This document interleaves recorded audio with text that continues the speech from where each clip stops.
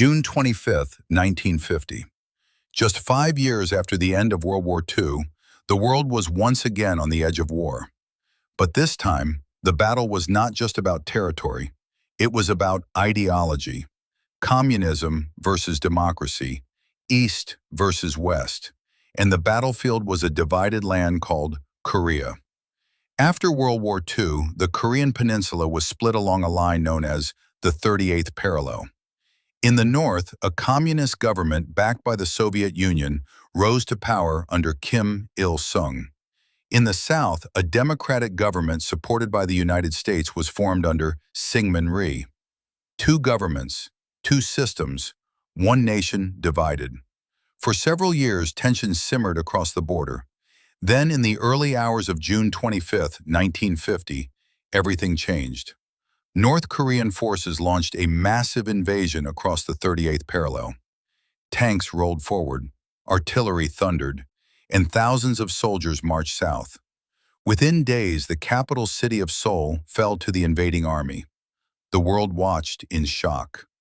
To many leaders in the West, this was more than a regional conflict.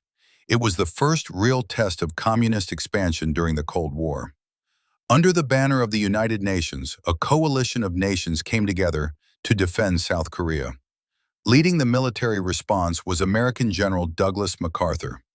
In September 1950, MacArthur launched a daring plan, a surprise amphibious landing at the port city of Incheon.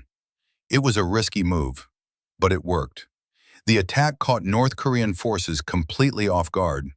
Within weeks, UN forces pushed the enemy back across the 38th parallel. Victory seemed within reach, but the war was about to take a dangerous turn. As UN troops advanced toward the Chinese border, a powerful new player entered the conflict. Hundreds of thousands of soldiers from China crossed into Korea. Their sudden counterattack shocked UN forces. The front lines collapsed, and once again, Seoul fell into enemy hands. The war turned into a brutal stalemate.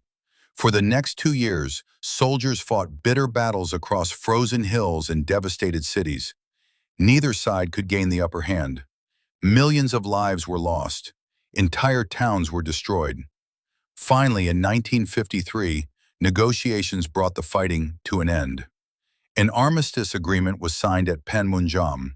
The guns fell silent, but peace never truly came. Korea remained divided. North Korea stayed communist. South Korea remained democratic. And between them lies one of the most heavily guarded borders on Earth, the demilitarized zone. The Korean War proved something the world had feared. The Cold War might be fought through politics and threats between superpowers, but in places like Korea, it could erupt into devastating war. And the Cold War was only just beginning.